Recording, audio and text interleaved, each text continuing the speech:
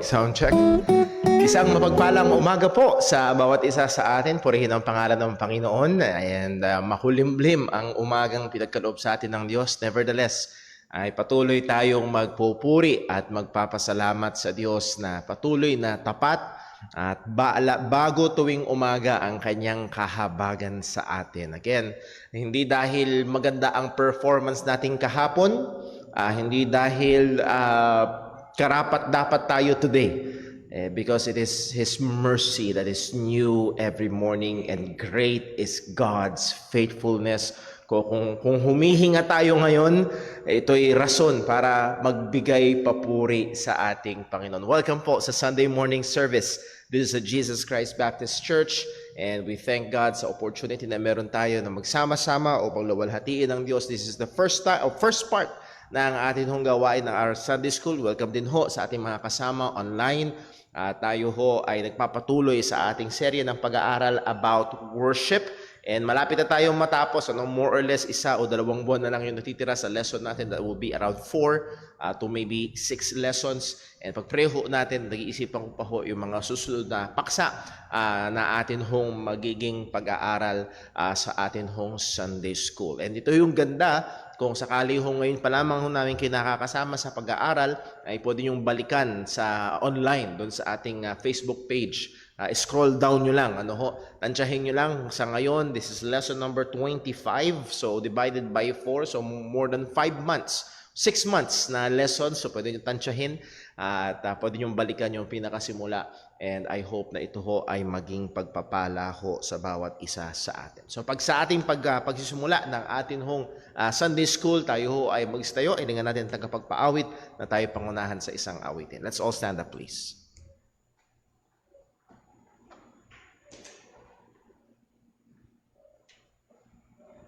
Magandang umaga po sa ating lahat. Tayo po ay mawit sa Panginoon. Wait po natin, He leaded me.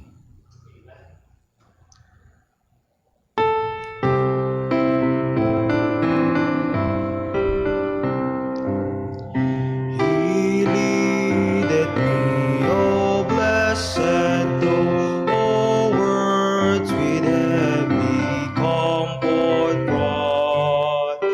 Whate'er I do, where'er I'll be, still His guides and that leadeth me. He leadeth me by His own hand. He leadeth me.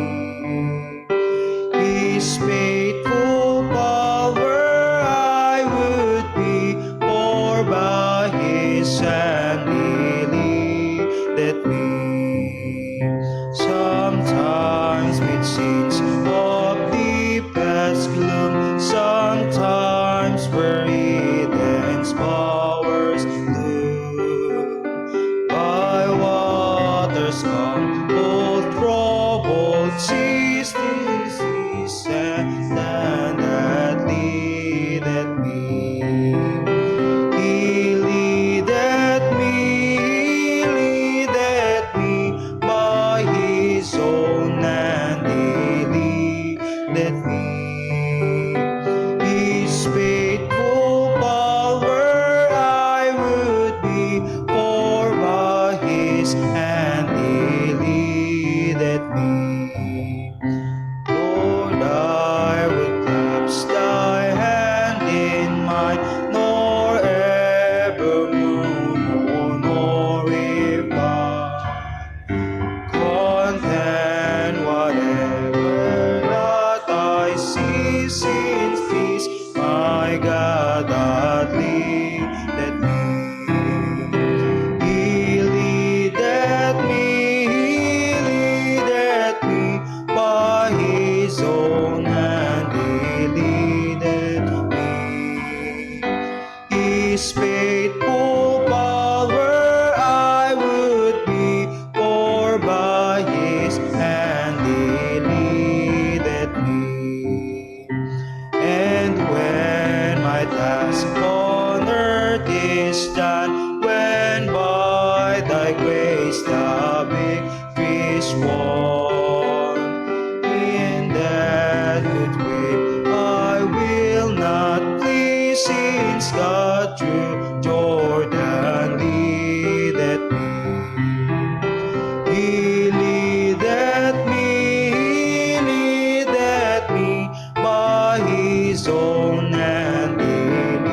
that me His faithful power I would be, for by His hand He leadeth me. Magsipon na po lahat. Amen. Purihin ng Panginoon. Napakaganda nung huling stanza. Even in death, God leads us. And that will be a good reminder. And mamaya ho sa atin hong worship service, ang atin hong pag-aaral ay meron pa rin kinalaman sa pagharap sa kamatayan. So dumako ho tayo sa atin hong lesson this morning. Again, we are continuing sa ating pag-aaral about worship. This is lesson number 25. And I hope ay patuloy ho tayong natututo na itatama. And also kung kinakailangan ay nare-rebuke sa ilang mga maling kaisipan or mga maling gawain pagdating ho sa pagsamba. At nawa ang laging paalala ho sa atin, however correct our form is, yung ating outward form, yung ating program, kung wala ang puso sa pagsamba, ito ay hindi katanggap-tanggap sa Panginoon. So hindi naman natin pwedeng sabihin at the same time na nandito yung puso, pero okay lang kahit mali yung panlabas. Hindi rin naman. So pareho natin dapat bantayan, ngunit napakadaya talaga ng ating kaaway, napakadaya ng ating sariling puso, that we could be in the very house of worship and engage in the program of worship, pero yung ating puso at isipan ay hindi nag-worship. So let us be very mindful of that. Well, bago tayo magpatuloy, tayo muna ay humingi ng tulong sa Panginoon sa atin hong pag-aaral. Let us pray. Panginoong Diyos, aming Ama sa langit, aming pinupuri at pinapasalamatan ka. Ang iyong patuloy na biyaya sa amin ay nakakamangha. Ang iyong mahabang pasensya, O Diyos, ay nakakamangha din, O Diyos. Patuloy, Panginoon, tulungan mo nawa kami na magkaroon pa ng mas malalim na pagkaunawa, appreciation, O Diyos, sa napakadami mong biyaya na sumagana sa amin, lalo na sa pamagitan ng iyong bugtong na anak, ang aming Panginoong Hesukristo. And Lord, as we come today sa pag-aaral ng iyong salita, particularly about worship, turuan mo nawa kami, nilikha mo kami para sumamba at nasa namin na sambahin ka sa Espiritu at katotohanan. Kaya nawa, Panginoon, ikaw po ang magturo sa amin, ikaw po ang mag-rebuke sa amin kung kinakailangan, at nawa, O Diyos, ang lahat ng ito ay mauwi sa kapurihan ng pangalan mo. Yan aming hindi hiling, Panginoon, na siyasatin mo kami sa anumang mga kasalanan sa aming mga buhay. Lalo na po ako bilang tagapagturo. Bantayan, ingatan, tulungan mo po, O Diyos, upang mapaglingkuran ang iyong, una sa lahat, ang iyong pangalan, and then ang iyong iglesia. At lahat ng ito, Panginoon, ay aming hinihiling sa iyo sa ngalan ng aming Panginoong Hesukristo. Amen. So tayo ho ay dumako sa ating pinaka-lesson. Mag-review ho tayo. And ang pinaka nasa taas ay napakahalaga ho niya, ang the regulative principle of worship. At sana tumatak na ho sa atin yan. Anong ibig sabihin yan? Ang nagre-regulate, ang nagtatakda ng mga ginagawa natin sa pagsamba ay ang salita ng Panginoon. Hindi ang gusto ng kultura, hindi ang preferensya ng pastor o ng kongregasyon, kung hindi kung ano ang sinasabi ng salita ng Panginoon. And then pinag-aaralan natin ngayon, sang-ayon sa Bagong Tipan, we give priority to the New Testament. Why? Yes, may pagsamba sa Lumang Tipan, pero maraming mga bagay sa Lumang Tipan na lumipas na dahil dumating na ang ating Panginoong Hesukristo. May mga bagay na hindi na tayo ginagawa. Ilan sa mga madalas natin na pag-uusapan dito sa church, yung first fruits. Ewan ko kung narinig nyo na yun. Sa ibang mga churches, napaka-usong-uso ng first fruits offering, yung unang sweldo mo ng taon. Actually, hindi kinsenas, kung hindi yung buong January. Inirequire nila na ibigay sa church. Wala ho yun sa Bible. Lalo na wala sa Bagong Tipan. At pag pinag-aralan nyo sa Lumang Tipan, hindi rin naman yun ang tinuturo sa Lumang Tipan. So that is just a concoction ng mga tagapagturo.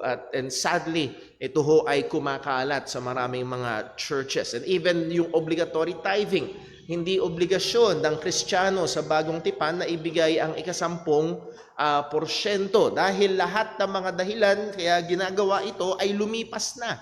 Particularly yung ministry ng mga Levites, yung ministry sa templo, lumipas na iyon. And so muli, and also dahil dumating na ang ating Panginoong Hesus Kristo. He is now our perfect high priest. And all believers are priests, sabi ng aklat ng Hebrews. So muli, ay again, sa napakaraming mga bagay na meron sa lumang tipan, and that's the point that we're saying, na lumipas na dahil dumating ng ating Panginoong Jesus. That's why we give priority to the New Testament. So ano bang sinasabi ng bagong tipan? Elements of New Testament, yung NT dyan ay New Testament, worship. Number 1, pinag-aralan natin the ministry of the Word of God, that is the teaching, preaching, and reading of God's Word. Number 2, singing, yung ating pag-awit sa Panginoon, and we give priority to the congregational singing as we are commanded sa Colossians and then also sa Ephesians na nagbiministeryo tayo sa isa't isa as we sing together yung mga kanta na puno ng katotohanan ng Panginoon. And then pinag-aralan natin prayer with thanksgiving. It is very much a part of worshiping God, pero naging paalala sa atin sa Philippians, as Paul said, lagyan natin ng thanksgiving para hindi masyadong umasim. And then panghuli, pinag-aaralan natin ngayon is balikan natin yung ilang mga bagay pala about prayer as worship. Bahagi ito ng pagsamba. Prayer brings us into the presence of God. What a wonderful truth. Let us come boldly unto the throne of grace. And napakagandang pagbulayan ito ng isang mananampalataya. Prayer points our focus on God. Ito'y binabalig nito ang ating mga atensyon sa Diyos at hindi sa ating sarili. Prayer helps us recognize our place. Yun yung pinapakita ng prayer. Tayo ay lumalapit sa mas mataas sa atin. Tayo ay lumalapit sa Panginoon at tayo ang alipin. Lumalapit tayo sa manlalalang, tayo ang mga nilalang. Lumalapit tayo ang nangangailangan. So again, prayer helps us recognize our place. And lastly, prayer aligns our hearts with God's. Now, bigyan natin diin yung number 4. Bakit? Sapagkat maraming katuruan sa panahon natin ngayon na ang baligtad, ang prayer daw ay nagbabago ng puso, ng kaisipan o ng kalooban ng Diyos para mangyari yung ating gusto. As if you remember, yung ating pinalabas na video, si Miles Monroe, and together with Benny Hinn, prayer is earthly license for heavenly interference. Kung naalala niyo yung definition niya, nagbibigay daw ng lisensya sa Diyos. Ibig sabihin, ang Diyos daw may kapangyarihan pero wala siyang lisensya. They completely deny the sovereignty of God. Pero again, ang prayer ay hindi karaan para mabago natin ang kalooban ng Panginoon at maiayon sa ating sariling kalooban. So ano ang punto natin? Narito ang katotohanan. Our prayers are not a means to change or improve God's plans or will, because we can suggest to Him ideas that He might not have thought of or give Him information that He might not have known before. Lord, baka hindi mo alam, ipapaalam ko lang sa iyo. And then, nagkaroon ng bagong impormasyon and magkakaroon ng bagong plano. Lord, baka hindi mo naisip ito. baka naman hindi mo na i-considera ito. As if hindi omniscient ang ating Panginoon. Na as if yung wisdom niya, nung tinakda niya ang mga bagay-bagay, ay kulang. Well, kung ganon, Brother Paul, kung ang Diyos ay soberano at hindi kung, dahil ang Diyos ay soberano at ang sangayon sa Biblia, tinakda na ng Diyos ang lahat ng mga bagay, ano pa ang pakinabang ng panalangin? Epektibo ba ang panalangin? Our prayers are one of the means that God has ordained to accomplish His perfect will. Ang panalangin, kung paanong, yes, tinakda ng Diyos ang lahat ng bagay at kadalasan ng Diyos ay gumagamit ng mga kaparaanan. For example, pinag-aralan natin ang about salvation. Ang Diyos ba ay may mga hinirang na sangayon sa salita ng Diyos? Yes! Pero ang Diyos ay nagtakda ng kaparaanan upang ang kaligtasan ay makarating doon sa kanyang hinirang. And one of that is evangelism. So evangelism ay hindi, yung iba natatakot, baka mashiran daw yung hindi elect. Baka daw maligtas yung hindi pinili. Hindi. Ang evangelism ay kaparaanan na ginagamit ng Diyos para iligtas yung kanyang mga hinirang. At gayon din naman, effective ang pananalangin upang tupdin, hindi para baguhin ang perpektong kalooban ng ating Panginoon. So yes, prayer is effective. Prayers are effective. Not to the changing of God's will, but it is effective to the accomplishing of God's will. So pray and pray and pray. And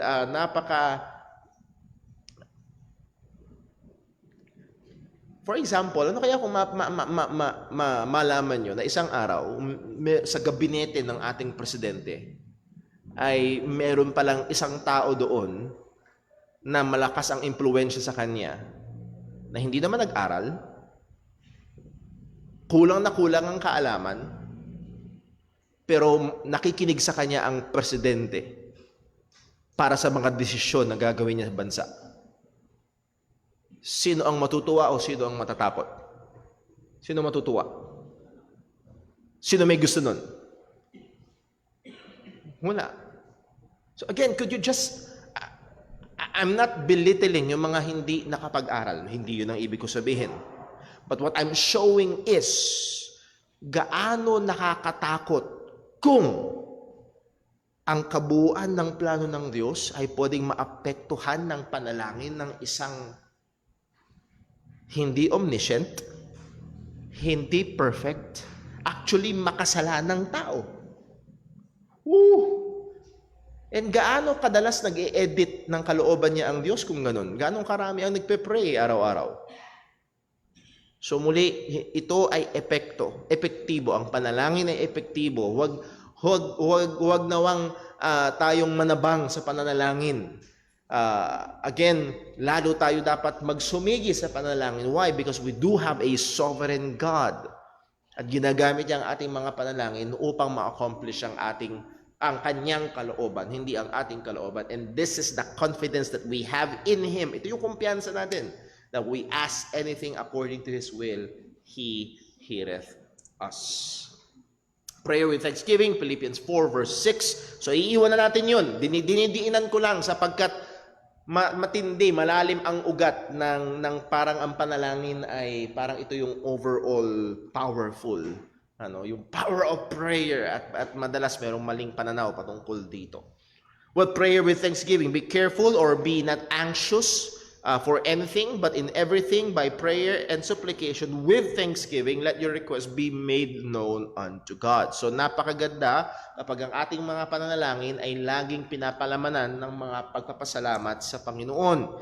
Thanksgiving is a sacrifice offered to God in worship. Psalm 107 verse 22, and let them sacrifice the sacrifice of thanksgiving.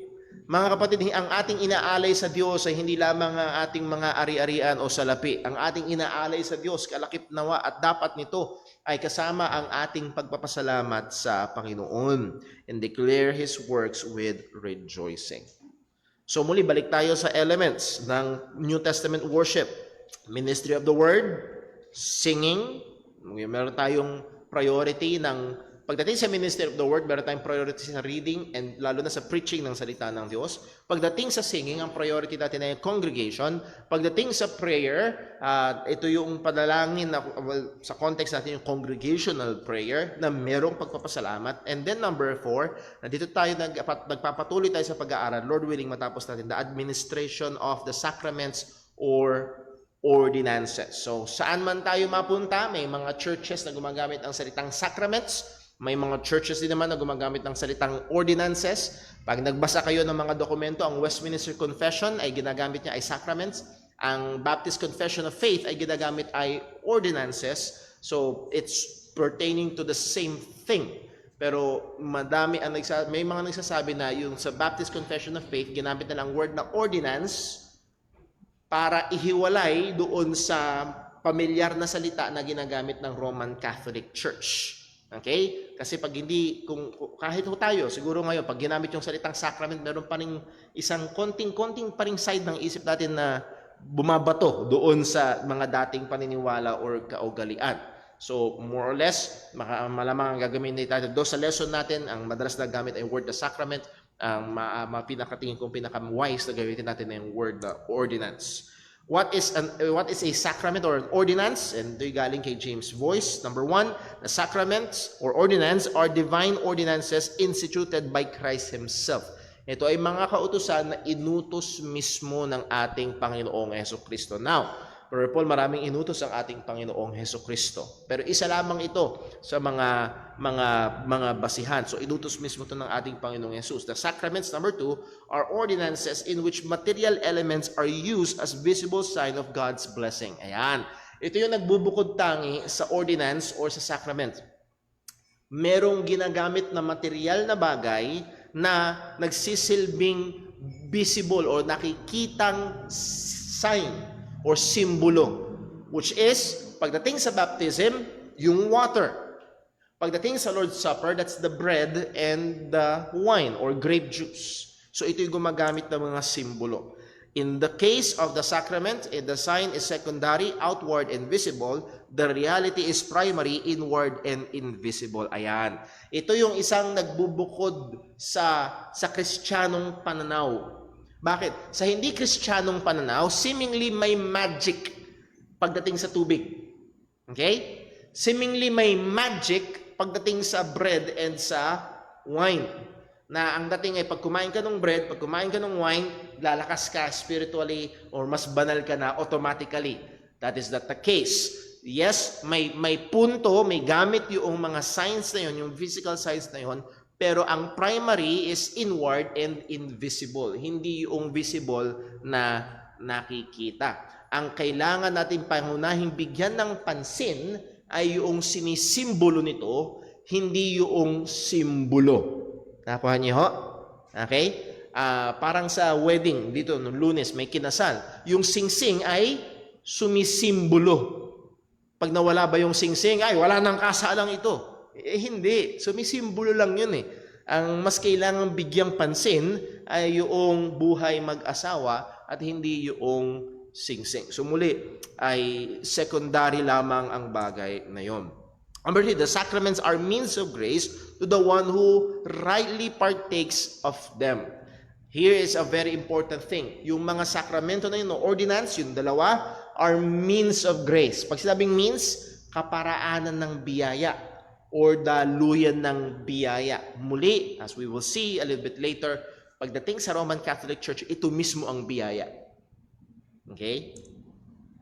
They are not the grace, but are the means of grace. Hindi ito yung biyaya. Muli may kaisipan na basta gawin mo lang, okay ka na. May langit points ka na. May dagdag na espiritualidad ka na pagdating sa mga dating paniniwala. Sa Roman Catholic Church, kahit i-research niyo ho, ang tawag ho dito ay ex opere operato. Sa Latin, ang ibig sabihin ay by the work worked. By the work worked. It refers to the fact that the sacraments confer grace when the sign is validly performed. Okay? And sabi daw, yung daw sacraments ay nagko-confer, nagbibigay ng biyaya kapag ginagawa validly yung sacraments. Basta gawin mo validly. And by the way, pag titignan niyo yung 7 sakramento, ano ang common factor para maging valid ang lahat ng iyon? Pare. Pag walang pare, wala lahat ng sakramento. Napakadelikado. At ang mga sakramento ay kailangan para maligtas. So, hindi ka maliligtas hiwalay sa pare. Hindi ka maliligtas hiwalay sa Roman Catholic Church. Pero kagaya nung ating pinost last Sunday na sinabi ng Catholic Pope, kinontra niya ang sariling doktrina ng Roman Catholic Church na marami daw daan patungo sa Diyos. Hindi niya lang basta kinontra ang Roman Catholic Church, kinontra niya ang Bible. Kasi hindi marami ang daan patungo sa Diyos, meron lang iisang daan patungo sa Diyos, ang ating Panginoong Hesukristo. Ano ito? Baptism. Sinong gumagawa nun? Pare. Confirmation. Sinong gumagawa nun? Pare. Holy Eucharist. Sinong gumagawa nun? Pare. Penance. Sinong gumagawa nun? Pare. Anointing of the sick. Sinong gumagawa nun? Pare. Holy Order. Siyempre, mga pare. Matrimony. Sinong gumagawa nun?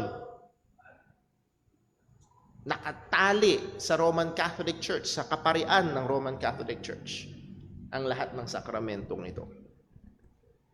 Again, sang-ayon sa kanilang Catechism of the Catholic Church, the Church affirms for believers that sacraments of the New Covenant are necessary for salvation. So, the indirectly implied, hindi ka pwedeng humiwalay sa pare kung gusto mong maligtas. So this is very, very, very dangerous. Muli, kung babalik tayo, ex operato, it refers to the fact that the sacraments confer grace when the sign is validly performed. At isa sa mga pagbavalid, magiging valid lang ito if it is done by a priest. Anong sabi ng Romans chapter 1 verse 16? For I am not ashamed of what? The gospel of Christ, not ordinances, not sacraments. For it is the power of God unto salvation. So ang kapangyarihan ng Diyos, ang ginawa ng Diyos, ang dinisenyo ng Diyos, ang binigay ng Diyos para magligtas ay hindi mga ordinances o sakramento.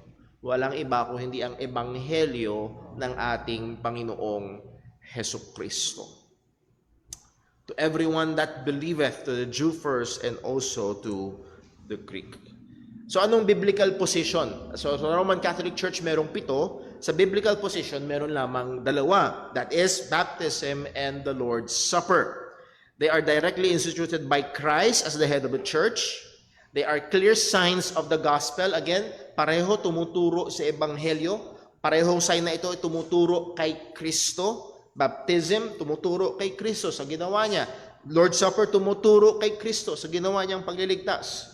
And they are perpetual institutions for the church on the earth. Ibig sabihin, ito ay 2 gawain na tuloy-tuloy na dapat gawin ng church hanggang sa bumalik ang ating Panginoong Hesukristo. So we should be continually baptizing believers. And we should be continually remembering Christ in the Lord's Supper.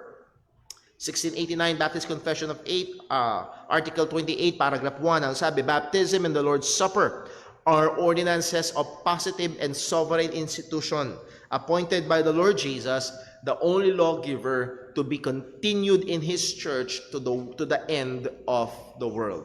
Okay, hanggang magtapos, hanggang dumating ang ating Panginoong Jesucristo, hanggang kunin niya ang kanyang iglesia, ito ay dapat tuloy-tuloy na ating gagawin. So for example, kaya ho, kapag nagbasa-basa ho kayo ng mga characteristics of a true church, sa maraming mga dokumento, mga libro o kasulatan, isa sa mga katangian ng totoong iglesia ay they observe the sacraments or the ordinances. Bakit? Inutos ito ng Panginoon na tuloy-tuloy gawin ng kanyang iglesia.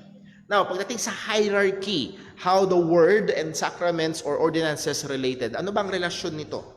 Pagdating sa Roman Catholic position, it holds to the equal partnership of the word and sacraments. Equal daw. Equal daw. Pero ang tendency talaga na in practice is to celebrate the sacraments. Lalo na yung Eucharist, yung communion. Isa ito sa pinakamahalaga pagdating sa Roman Catholic doctrine and life. So muli, as we have shown over and over na ang mga sakramentong ito ay taliwas sa sinasabi ng salita ng Diyos. Pero mananatili pa rin sila sa pag-oobserba ng mga sakramentong ito. So sa dokumento nila, pantay daw, pero sa practice nila, mas mataas ang mga sakramento. Pagdating sa Bible, biblical position is this: the priority of the written word over the sacraments or ordinances. Ang prioridad natin ay nasa salita ng Diyos. The word is inseparable to the sacraments and not vice versa. Hindi mo pwedeng ihiwalay ang salita ng Diyos. Baptism, bakit natin ginagawa ang baptism? We will go back to the Word of God. Lord's Supper, bakit natin ginagawa ang Lord's Supper? We will go back to the Word of God. Apart from the Word of God, walang saysay. Binasa ka lang. Apart from the Word of God, walang saysay. Gutom ka na, tapos binigyan ka pa ng napakalinggit na merienda. Yun lang yun. So, muli, pag inihiwalay natin sa salita ng Diyos, the meaning of the sacraments is only found in the Word of God. So, nakadepende ito sa salita ng Panginoon. The sacraments are dependent upon the Word and not vice versa. Hindi pwedeng pagbaligtarin. Hindi nakadepende ang salita ng Diyos sa sacraments. No. So, ang priority natin ay nasa salita ng Panginoon. Pagdating sa efficacy, paano ito nagkakaroon ng epekto? Again, napakita natin kanina sa Roman Catholic position, ex opere operato, by the very work worked, over the very work done, basta gawin mo lang validly through the priests, ordained priests ng Roman Catholic Church, it's okay. May points, may epekto, may grace conferred, may grace na dumadating, may grace na nabibigay sa iyo. Basta gawin mo lang itong mga sakramentong ito. Biblical position is this, not in and of themselves. Ang biyaya at ang epekto ng mga ordinances ay hindi nasa kanilang sarili, kundi muli, ito'y nanggagaling. Derived ito. Mula saan? Mula sa salita ng Panginoon. Una, the Holy Spirit makes them efficacious. Ang nagbibigay, ang tanging pag-asa na magkaroon to ng epekto sa atin, naging biyaya talaga ito sa atin, ay walang iba kundi ang banal na Espiritu. Anong sabi ng ating Panginoong Jesus? For without me, ye can do nothing. So apart from God's working in us through the Holy Spirit, even our observance, even the doing of the baptism and the Lord's Supper, it will be nothing. It can only be efficacious through the Holy Spirit. They are made meaningful through the preached word. Nagkakaroon lamang ng saysay ito. As we have stated, ang meaning nitong mga ng sakramentong ito, ng ordinances na ito, itong dalawa, ay nakasalalay sa salita ng Panginoon. And the number 3, they are special means of grace when received by faith and done faithfully. Ito ay nagiging kaparaanan ng biyaya ng Diyos, daluyan ng biyaya ng Panginoon kapag ginagawa na ito by faith. And sa nakatungtong yung ating pananampalataya sa salita ng Panginoon. So muli, hindi ito basta gawin mo lang. Ito ay nakadepende, nakatungtong sa salita ng Diyos at ito ay sa biyaya lamang ng Panginoon nagkakaroon ng epekto sa atin. So again, sa tuwing first Sunday ng buwan, ginagawa natin Lord's Supper. Nawa, wag tayong nakatingin sa ano kaya lasa ng tinapay ngayon. Ano kayang brand ng juice ang gagamitin sa susunod? Sana hindi yun ang laman ng ating isip. Kung hindi, bago pa man tayo pumunta sa church, hingin natin ng tulong ng Panginoon, nawa gamitin ito ng Diyos, pagpalain ito ng Panginoon na maging tunay na daluyan ng biyaya sa atin.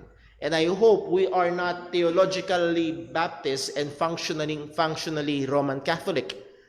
Na baka mamaya, nandito tayo, wala sa isip mo, basta go with the flow. Ginawa mo lang, kinain mo lang, ininom mo lang. Then ang tingin mo, okay na. May points na.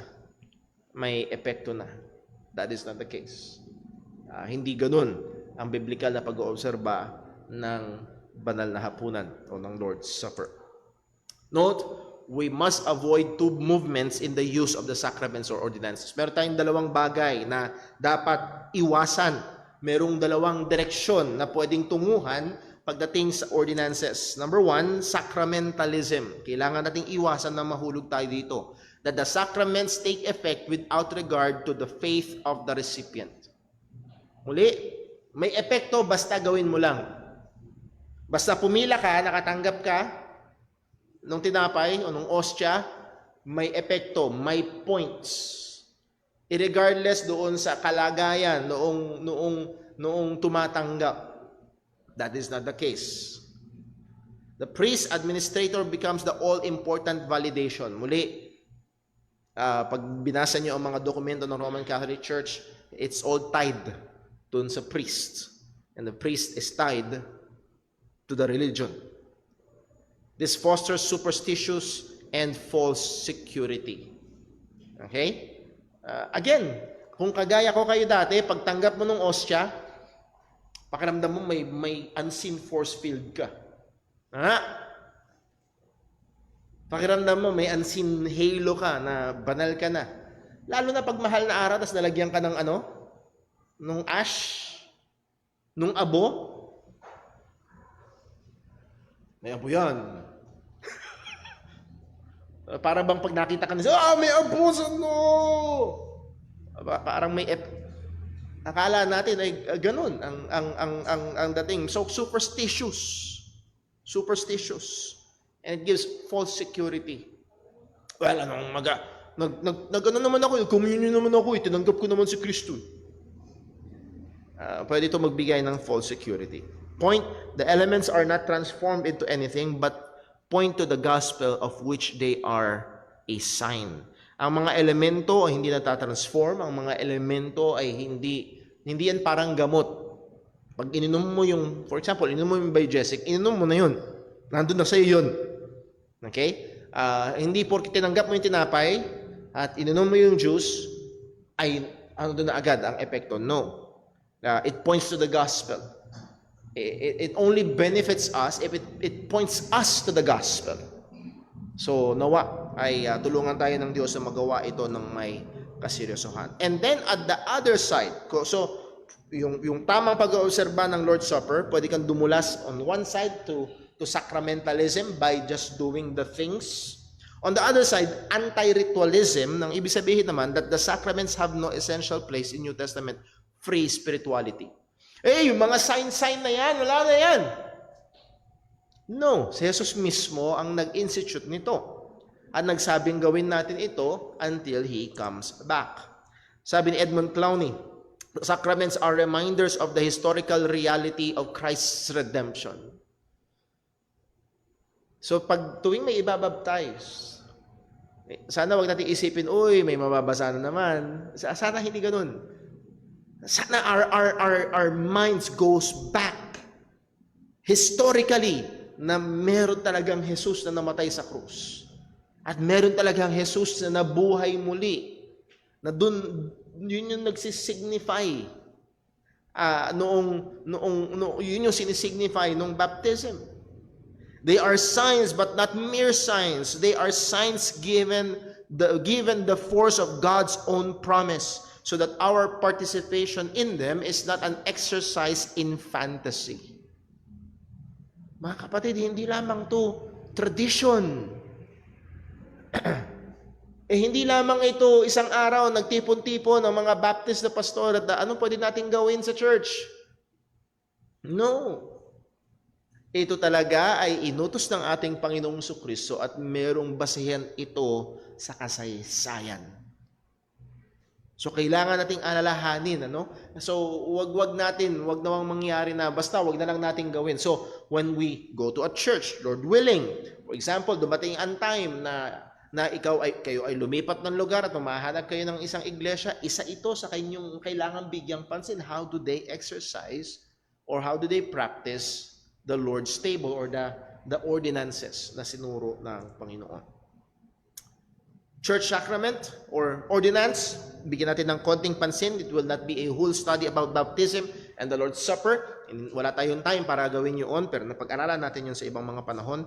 Pero ilang mga thoughts lamang. Sabi sa ESV, sa Matthew 28 verse 18, and Jesus came and said to them, all authority is in heaven and on earth has been given to me. Go therefore and make disciples.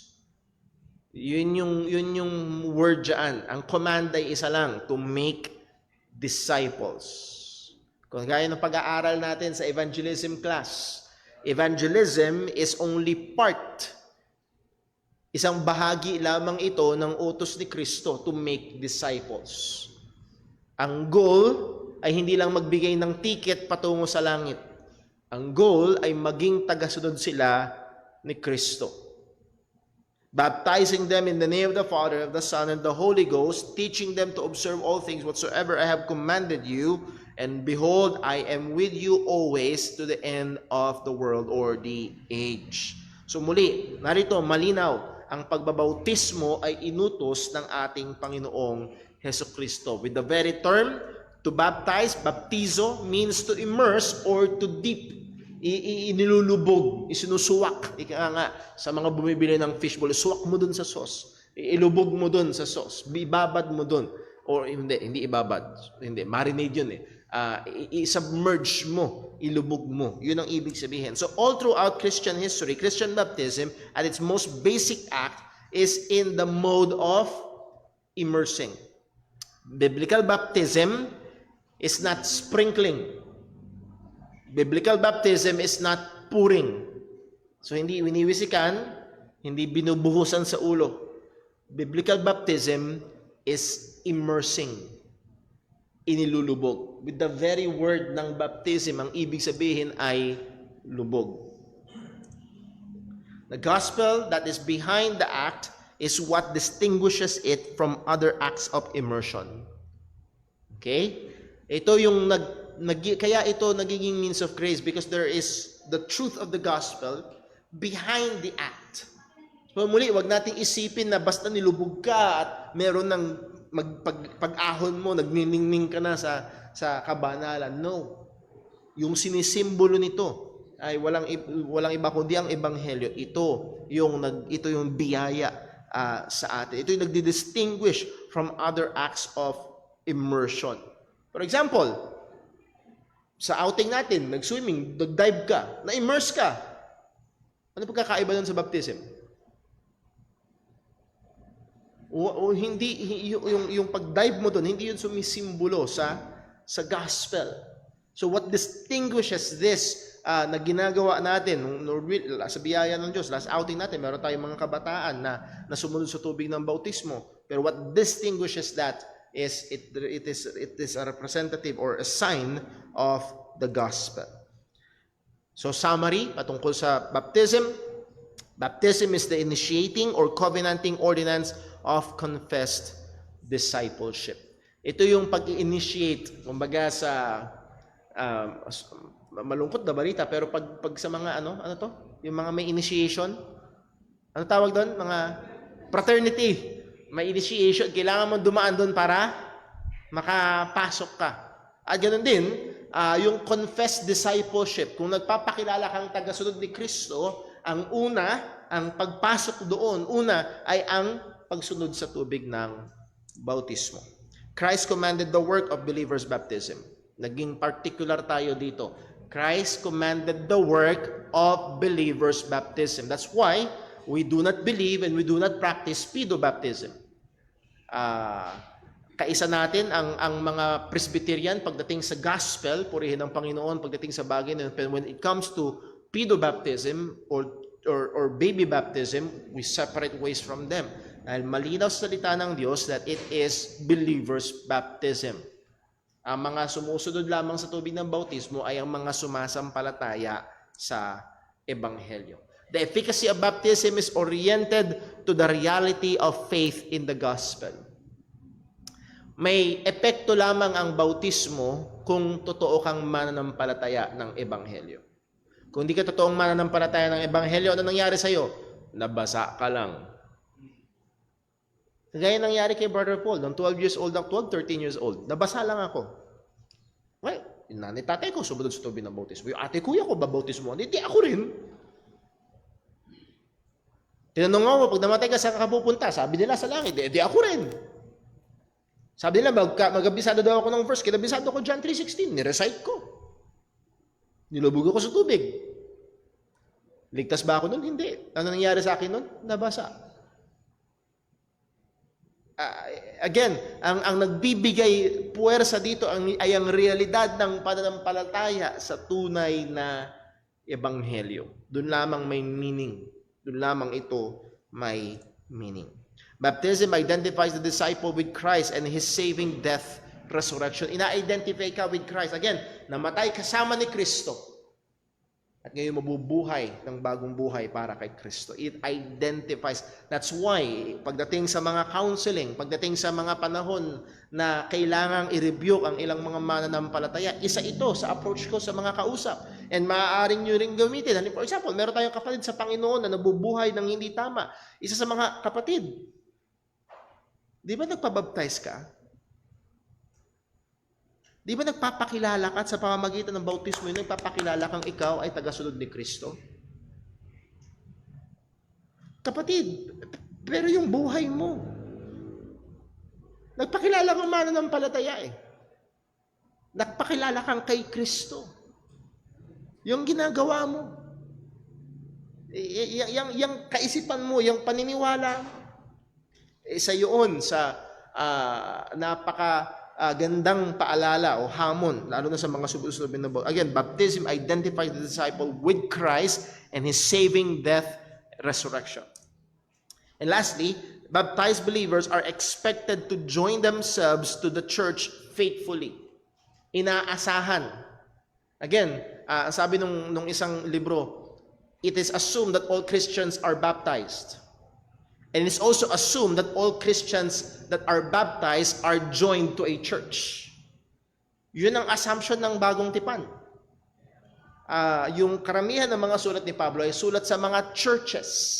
Dahil inaasahan na pag binasa nung pastor yung sulat ng apostol, nahando ng mga Kristiyano sa loob ng church. So again, when you get baptized, isa yun sa kailangan mong ikonsidera na malaki, na hindi ka lamang basta identified kay Kristo, ikaw rin ay identified kasama ng mga kapwa mo mananampalataya ng Ebanghelyo. Acts chapter 2 verse 41, then they that gladly received His word were baptized, and the same day were added unto them. Sino yung them na yun? Well, yung naunang 120. Nadagdagan sila ng about 3,000 souls. And yung they doon is yung 120 plus about 3,000, continued steadfastly in the apostles' doctrine and fellowship, and in breaking of bread and in prayers. So inaasahan itong mga nagpahayag ng pananampalataya at sumunod sa tubig ng bautismo that they will continue, they will join themselves and will continue doon sa church together with other believers. Now, pagdating sa Lord's Supper, medyo nahagingan na natin yung ibang mga bagay dito kanina. Sabi sa Baptist Confession of Faith 1689, chapter 30, paragraph 1, the supper of the Lord, yung supper diyan hindi pagdurusa, hindi rin naman yan super. Meron tayong mga young people, yung basa super. The supper of the Lord, o yung hapunan of the Lord Jesus was instituted by Him the same night wherein He was betrayed, to be observed in His churches unto the end of the world. Nababasa natin yan sa 1 Corinthians chapter 6 or chapter 11. For the perpetual remembrance and showing to all the world the sacrifice of Himself in His death. Perpetual remembrance, tuloy-tuloy na aalalahanin ang Kanyang ginawa, at pag ganun din, pagpapakita sa mundo ng Kanyang ginawang pagliligtas. Confirmation of the faith of the believers in all the benefits thereof, their spiritual nourishment and growth in Him. Kino-confirm nito yung mga mananampalataya. Again, kaya na doon yung paalala natin, kung hindi ka totoong Kristiyano, please don't. You have no business to partake doon sa tinapay at sa cup kung hindi ka totoong Kristiyano.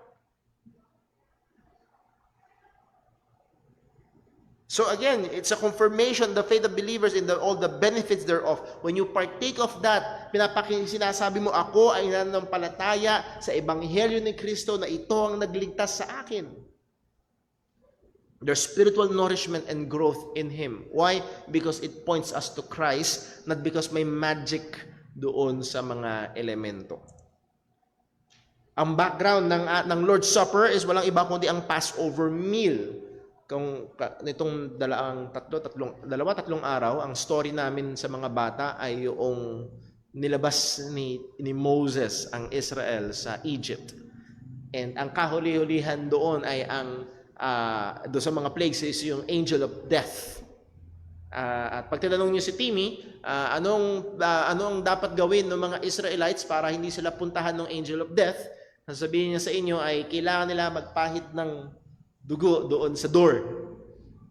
And yun, ang utos ng Panginoon sa bawat sambahayan ng mga Hudyo, kapatay sila ng isang tupa. Kung masyadong maliit yung sambahayan, pwede mag-share yung dalawang pamilya at yung dugo ng tupa na yun ipapahid doon sa hamba noong pinto. At ang sabi ng Diyos, kapag nasumpungan nyo ng anghel, hindi papasok, hindi papatayin yung firstborn doon sa loob.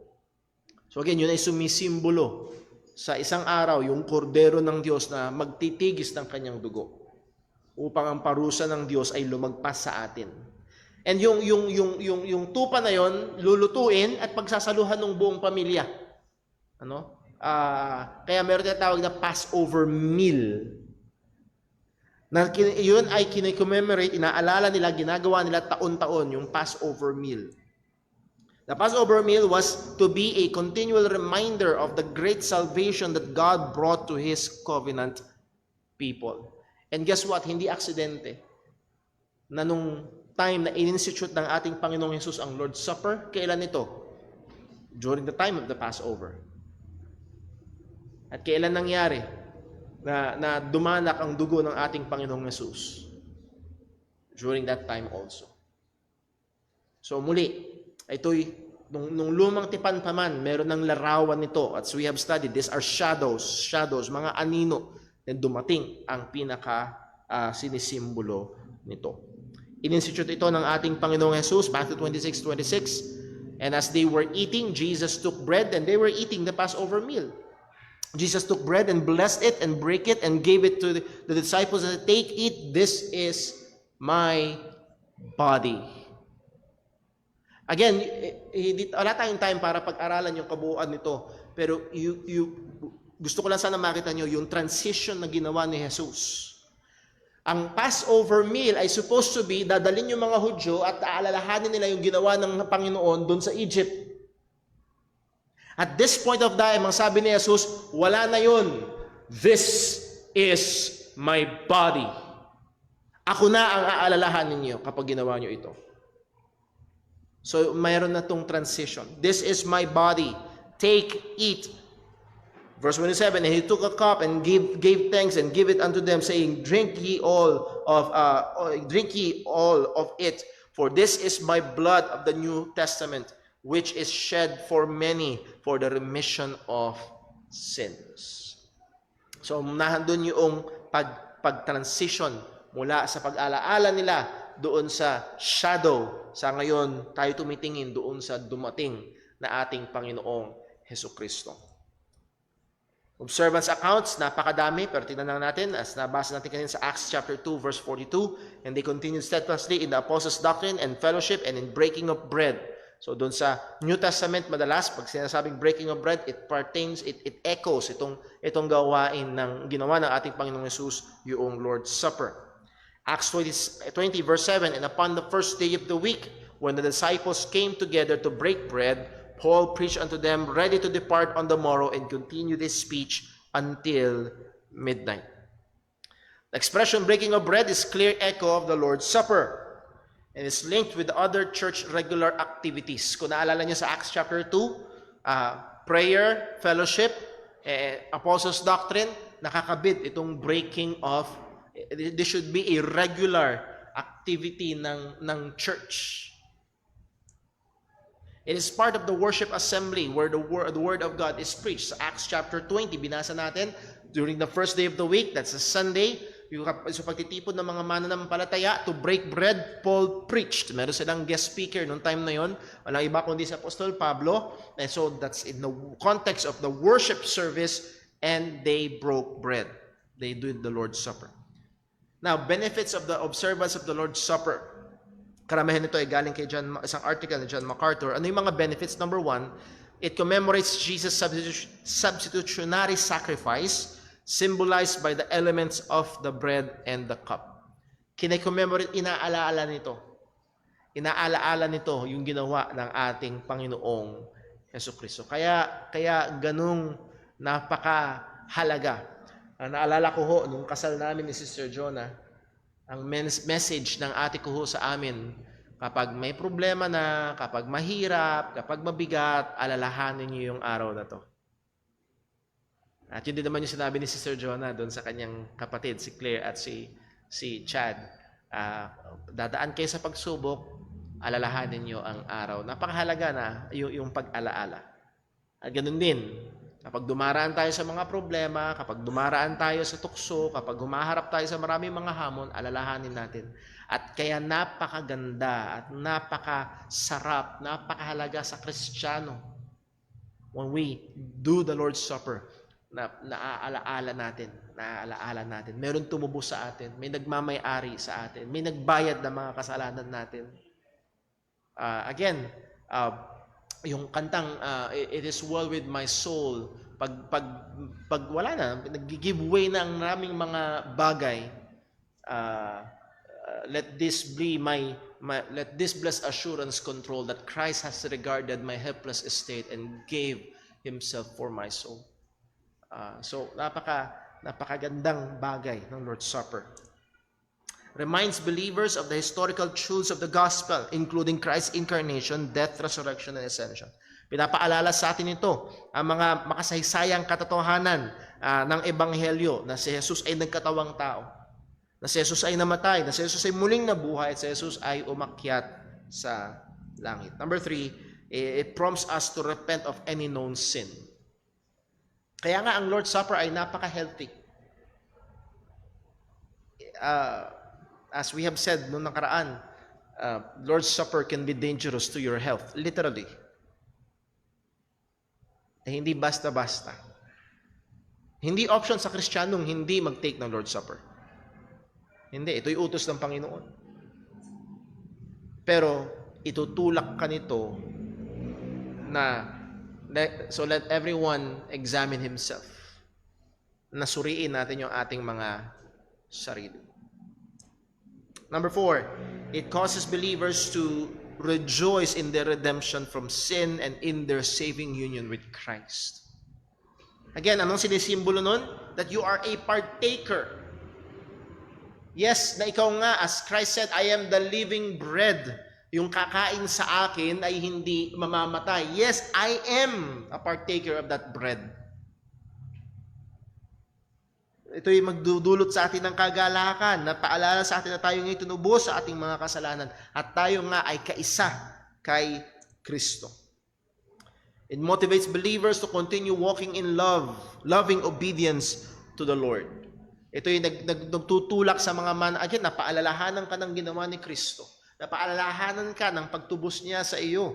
Hindi ba ito dapat maggising, magsariwa, magpaalab ng ating pagmamahal at paglilingkod sa Kanya?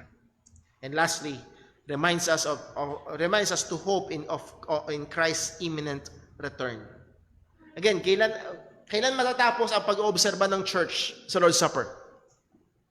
Pag bumalik na si Kristo. So when we partake of the Lord's Supper, isa sa mga katotohanan na dapat nating alalahanin, isang araw, ititigil na namin to. Again, wala akong iniwan yan doon sa example noong yung picture. Meron ka lang picture, wala yung asawa mo. Lagi mong hinahalikan yung picture kasi miss mo siya. Isang araw, titigil na rin ako sa paghalik sa picture. Kasi isang araw, makakasama ko na siya. What a hope meron tayo bilang mga Kristiyano. So hopefully, ito'y magpasigla lalo ng atin hong pagnanasa na gawin ang Lord's Supper ng may katapatan. 1 Corinthians chapter 11 verse 24, dito tayo matatapos. And when he had given thanks, ito yung sabi ni Apostol Pablo, he broke it and said, "Take, eat, this is my body, which is broken for you. This do in remembrance of me." Verse 25, and after the same manner he took the cup, and when he had supped, saying, "This cup is the New Testament in my blood. This do, as oft as ye drink it, in remembrance of me."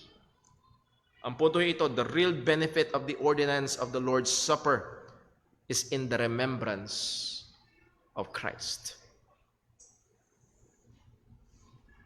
Minsan ho, may kasama akong mga kamanggagawa na pag-usapan ng Lord's Supper, na pag-usapan yung tinapay, na pag-usapan yung juice. Anong klaseng juice ang gagamitin, anong klaseng tinapay. Nagpasiklaban kami ng mga experience namin. Ako nga, nasubukan ko, tasty at saka Coke eh.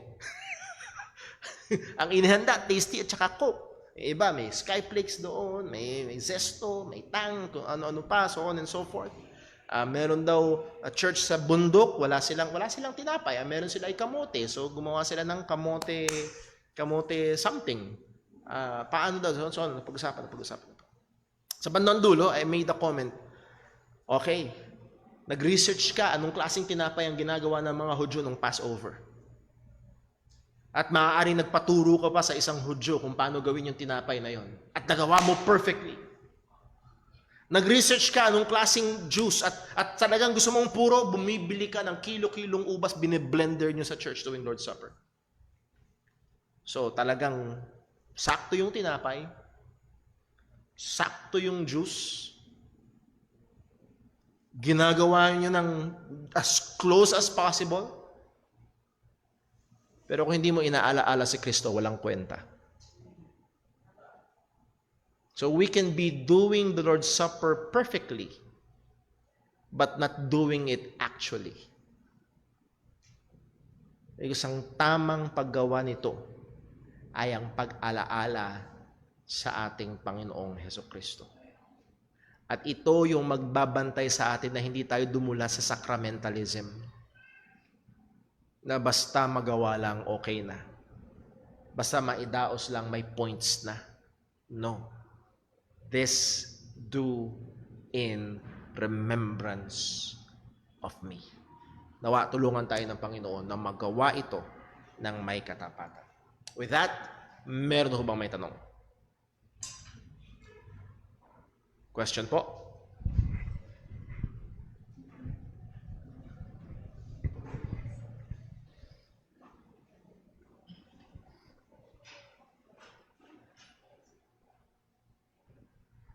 Ayun, si Brother Daddy. Kung wala, morning po. Morning. Yung sa magkakaibang view pagdating sa Lord's Supper, no, sa presence ni Christ.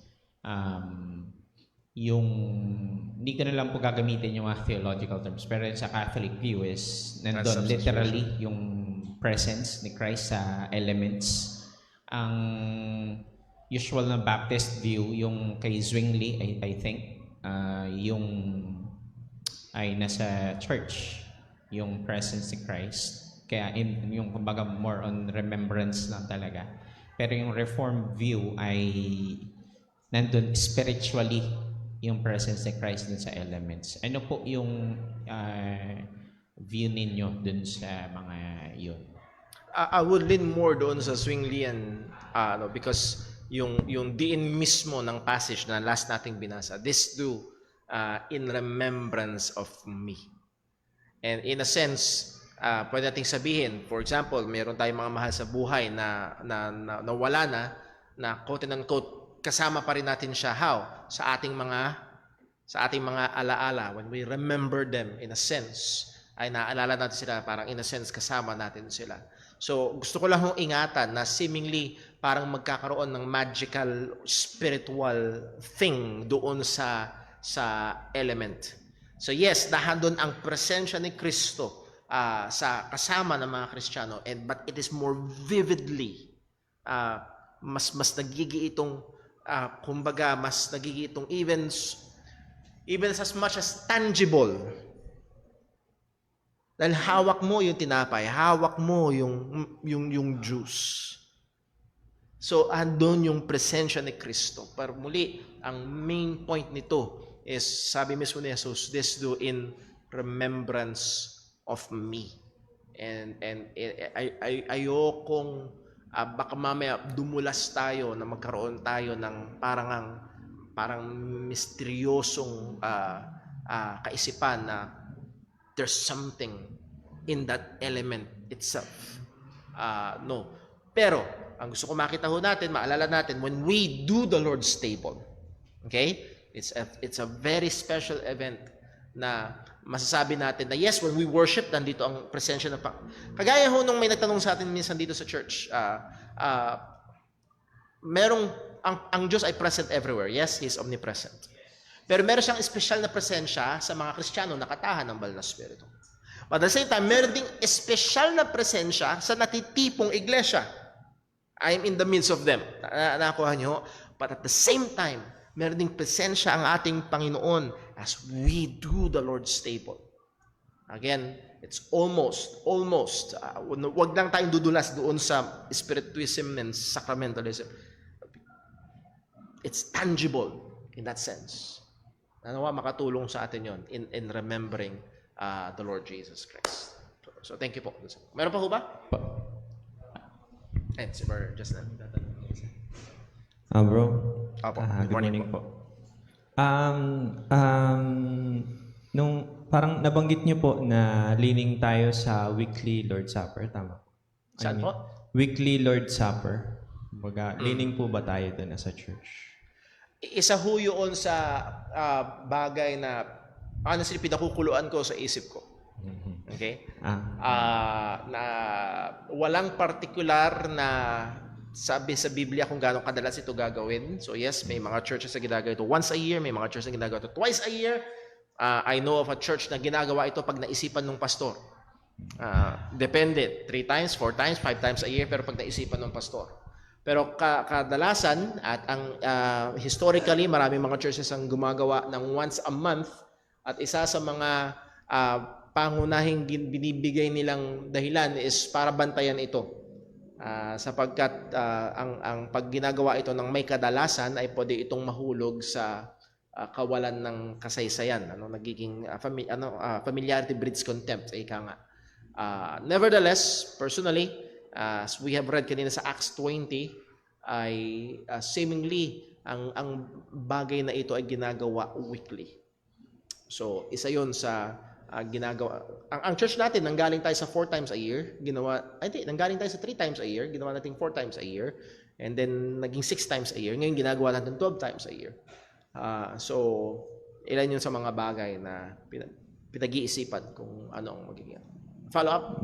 Follow up ko po doon. If ever man na dumating yung time sa kalooban ng Diyos na weekly natin ginagawa, gagawin lang po ba natin siya sa morning or dapat gawin din sa afternoon? Kasi parehas lang naman na bigat worship service.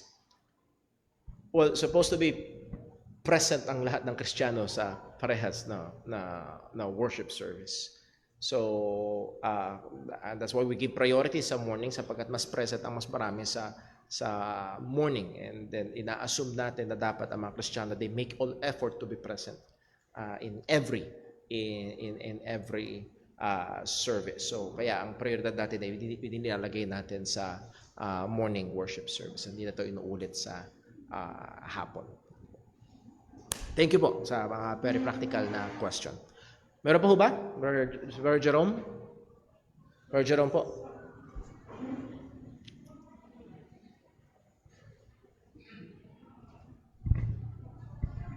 Good morning, Brother Paul. Morning po. Tanong ko lang kasi may nakausap akong Presbyterian pastors. Tinatanong ko siya about sa infant baptism kasi ano siya evangelical Presbyterian, hindi siya reformed. Sabi niya, yung infant baptism daw, depende lang daw yun sa parents kung mayroong tubig or wala. Parang symbolic na lang daw yung water. Parang more on child dedication daw ang meaning sa kanila. Tapos, hindi ko alam kung pareho bang mali yun o basta parang nag-lean siya for, parang nasa child dedication ang meaning ng pagkakaintindi ko. Tapos, pangalawa kong tanong, yung about naman sa mga child dedication or mga house blessings or house dedication, o ano ba yung tawag dyan, kung hindi naman siya pasok sa church ordinances, saan siya nabilong? Halimbawa, mga car dedication or mag-pray over, parang pinapractice kasi sa church namin yan sa evangelical. Okay, thank you very much. Ano ho? Dalawang tanong. Una, pagdating sa infant baptism. Una, I do believe that infant baptism in any way, shape, or form is wrong. Sapagkat hindi ito inutos ng salita ng Panginoon. I am convinced sa credo or believer's baptism. Nasa Biblia, ang inutos lang na bautismuhan ay ang mga sumampalataya sa Ebanghelyo ni Kristo. And an infant ay walang kakayahang gumawa noon. It follows na rin ho doon sa tanong dito, child abuse daw ang infant baptism. Well, we can I will not go that far that we will use the word abuse. It's not biblical. Liba na lang kung itutubog yung bata and then ilang segundo siya sa ilalim, pwede ko siguro i-categorize na abuse yun. Nevertheless, pagdating ho doon sa particular na binigay nyo na Presbyterian, muli, I understand. I'm not saying na tama. I understand kung saan nanggagaling yung mga Reformed Presbyterian because they're taking circumcision as a sign ng Old Covenant, and then the New Testament sign is baptism, and doon sa circumcision, mga bata, and then sa baptism, tinitake nila pati mga, so I understand kung saan sila nanggagaling. Not saying na sila ay tama, I believe they're wrong, pero tingin ko mas sila ay mali. Pero yung nakausap yung Presbyterian ay mas lalong mali. Kasi inihiwalay niya pa doon. Di wag niyo nang gawin. Mag-dedication na lang sila ng bata. So, mas lalo siyang lumiko ng kalayo-layo. When it comes naman doon sa dedication, yes, nagkakaroon tayo ng child dedication dito sa church. And there have been times, for example, sa sakyan, tricycle, or whatnot, ay nagkakaroon ng dedication, or yung iba ang tawag ay blessing.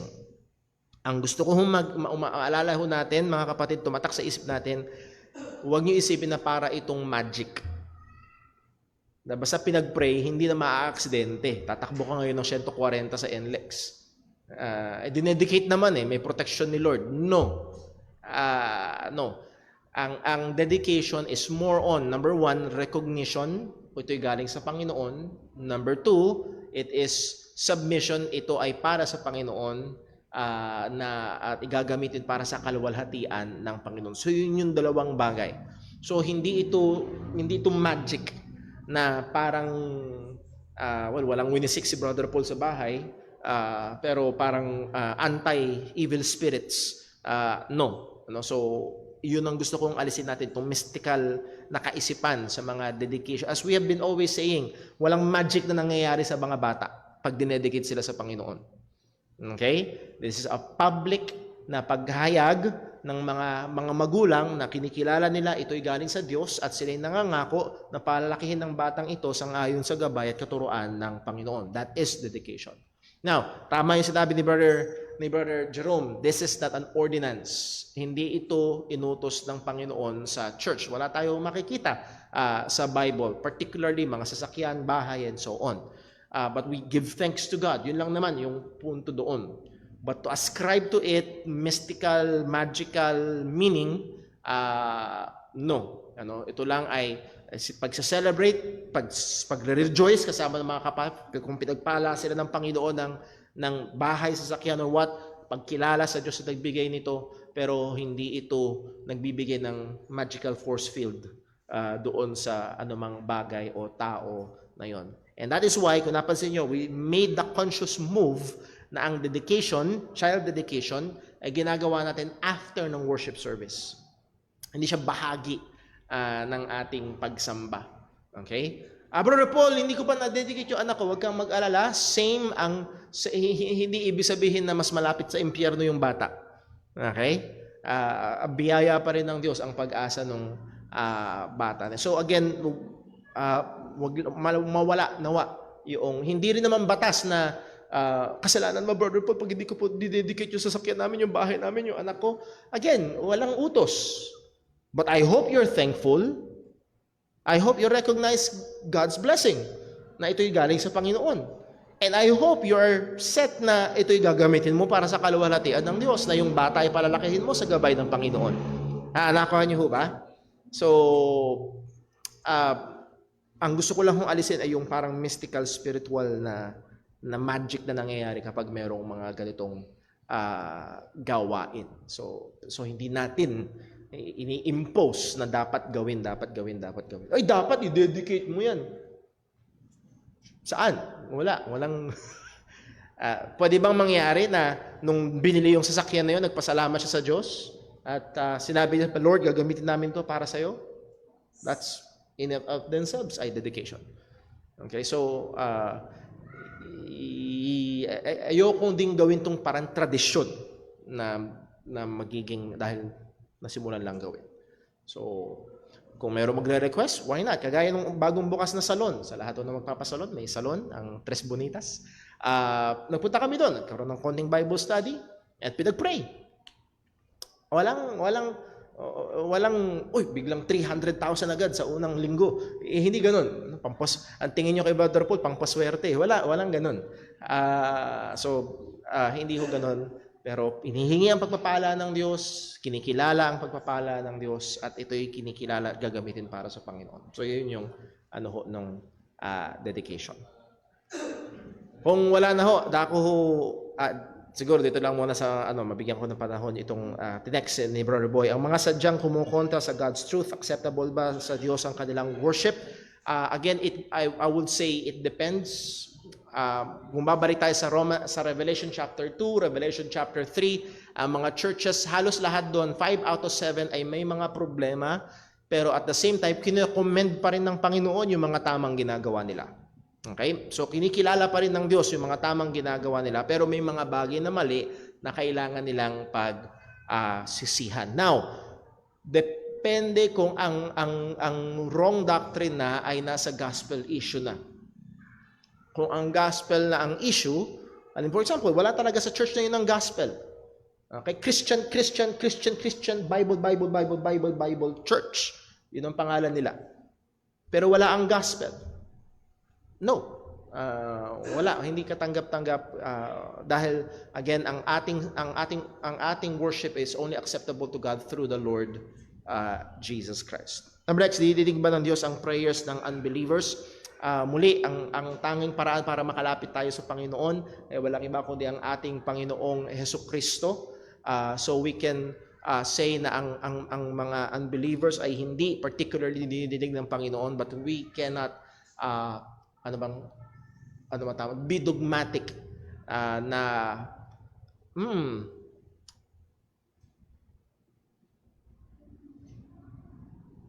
Meron kasi nagbo-brought up ng prayer na ginawa ni Cornelius sa Acts chapter 10 na hindi pa siya mananampalataya. Pero again, Cornelius is in a very special case na siya ay God-fearer na, as we have been studying with Brother Daryl. We can even consider him parang, minsan may mga tumitingin sa kanya para siyang Jewish proselyte. So meron siyang idea about God. He is trying to obey the laws of God. So medyo kakaiba yung kalagayan ni Cornelius. Nevertheless, kailangan pa rin niya ang ebanghelyo ng ating Panginoong Hesukristo. Number next, child abuse. Bagit na ho natin kanina. Baptized na sa losing salvation, dapat magpabaptize ulit kung sumasampalataya sa eternal salvation. Muli, I am in the position which is merong hindi ganito ang position. I am in the belief that losing salvation is actually not salvation. Kasi ang losing salvation ay meron pa ring, bakit mawawala? Kasi meron pa ring part nito or kabuuan nito na nakadepende sa iyo. Meron pa ring involvement ang works. So it is not salvation. So kung ikaw ay naniwala sa gospel na losing salvation nung una, doon ka na baptize, and then naunawaan mo, talagang nakita mo na ang kaligtasan ay biyaya, purong-puro ng Panginoon, baka doon ka lang talaga naligtas at kailangan mong sumunod sa tubig ng bautismo na nag-identify sa iyo sa gospel na yon na hindi kasama ang gawa ng tao. Okay, so baka wala na tayong time, sorry. At nawa ay pagpalain ng Diyos ang mga pag-aaral na ito. And Lord willing, next week ay sisimulan natin yung last element ng worship sa New Testament. Let's pray. Panginoon Diyos, aming Ama sa langit, salamat po sa iyong mga katotohanan. Patuloy mo kaming gabayan, tulungan, gamitin ang iyong mga katotohanan para hindi lamang maging impormasyon, kundi patuloy na ikabago ng aming mga buhay. And as we have been studying, ito yung magkaroon ng epekto sa aming pagsamba. Magawa namin ng tama, may katapatan, ang bautismo at ang Lord's Supper, at nawa, O Diyos, ay patuloy naming maluwalhati ang pangalan mo sa buong araw na ito. Ingatan mo kami, pagpalain po maging ang time ng fellowship, maging ang mga pagsasalu-saluhan. Dalangin namin sa pangalan ng aming Panginoong Hesus Kristo. Amen. God bless po. 10-minute break po tayo.